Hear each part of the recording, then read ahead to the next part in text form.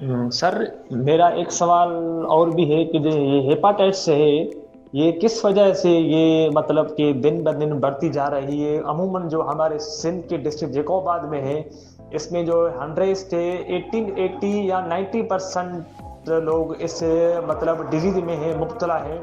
तो इसका क्या हल है? इसका कोई ना कोई हल तो होगा ज़रूर। तो मैंने कहा कि डॉक्टर साहब इसके बारे में पूछें, ताकि हम जो हमारा न्यू जनरेशन आएगा तो इसके लिए हमें क्या करना चाहिए। तो ये सवाल भी आप इस सोशल मीडिया पर रख दें और इसका हमें ये डिटेल पे जवाब दें।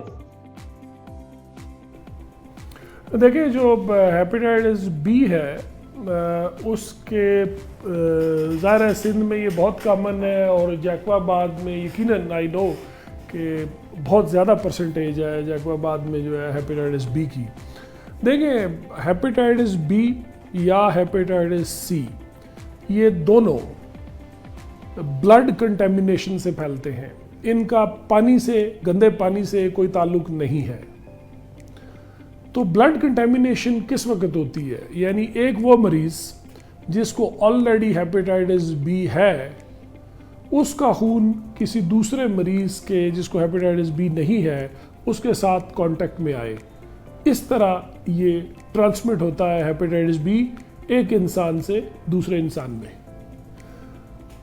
और उसकी बुनियादी वजूहात हमारे मुल्क में क्या हैं? स्पेशली छोटे इलाकों में, छोटे गांव, शहर, देहात में, जहाँ पे एक अताई, एक कंपाउंडर या एक डॉक्टर जो एक ही सिरिंज को बार बार मरीजों पे इस्तेमाल करता है, यानी एक ही सिरिंज से कभी एक मरीज को टीका लगा रहा है, कभी दूसरे को लगा रहा है, कभी तीसरे से लगा रहा है, तो वो ये हेपेटाइटिस बी एक मौत की शक्ल में एक मरीज से दूसरे में ट्रांसमिट करता जा रहा है।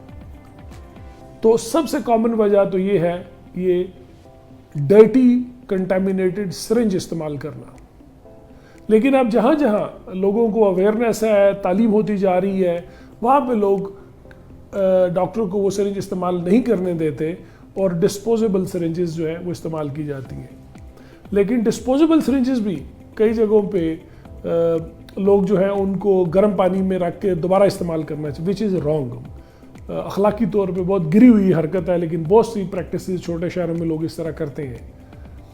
उसके अलावा आपके सड़क पे बैठा हुआ बार्बर, नाई या दंदान साज जो मर्दों की शेव करते हुए या दांतों में से कोई ट्रीटमेंट करते हुए वही नीडल, गंदा इंस्ट्रूमेंट बार बार एक से दूसरे, दूसरे से तीसरे में इस्तेमाल करता है, और इस तरह ये हेपेटाइटिस एक से दूसरे मरीज में फैलाता चला जाता है।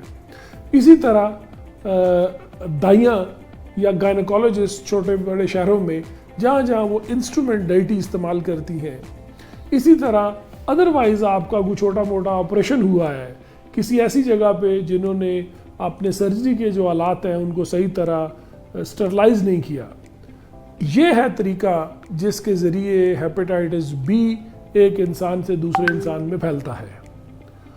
और जहाँ जहाँ पे ये वाली प्रैक्टिसेस या कंट्रोल्स बेहतर हैं वहाँ पे हेपेटाइटिस बी कम है। लेकिन अनफॉर्चुनेटली पाकिस्तान के जितने दूर अफ्तादा इलाके हैं, गांव देहात हैं, छोटे शहर हैं, वहाँ पे ये वाली प्रैक्टिसेस उतनी अच्छी नहीं है।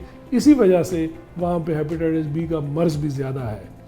तो जब तक हम ये वाली पुअर प्रैक्टिसेस ख़त्म नहीं करेंगे, उसमें गवर्नमेंट्स का भी रोल है और लोगों का भी रोल है, और स्पेशली जो हेल्थ केयर प्रोफेशनल है उनका भी रोल है। जब तक ये सारा मिल के हम एफर्ट नहीं करेंगे, उस वक्त तक हेपेटाइटिस सी या बी दोनों ख़त्म नहीं होंगे, अनफॉर्चुनेटली बढ़ते चले जाएंगे। तो अल्लाह ताला हम सब का हामी नासिर हो और हमें तौफीक दे कि हम भी इसमें कुछ ना कुछ जो है कार खैर में कंट्रीब्यूट कर सकें। All the best.